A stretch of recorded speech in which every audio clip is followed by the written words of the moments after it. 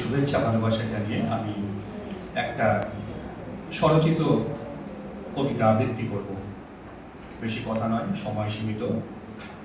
আমার কবিতার নাম হচ্ছে সেতারিয়া মন।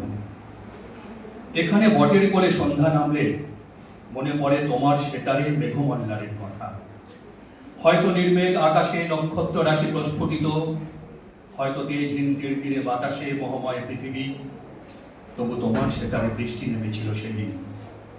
সব রং গায়ে মেখে যে পাখি ঘরে ফিরেছিল, ক্লান্ত এক তারা রেখে দিয়ে যে বাউল নতুন সূর্যের প্রতীক্ষারত ছিল, তপক্লিষ্ট যে সন্ন্যাসী মন ডুবেছিল হোমাগ্নিতে, বুঝি তারাও পেয়েছিল কিছু বৃষ্টির গন্ধ।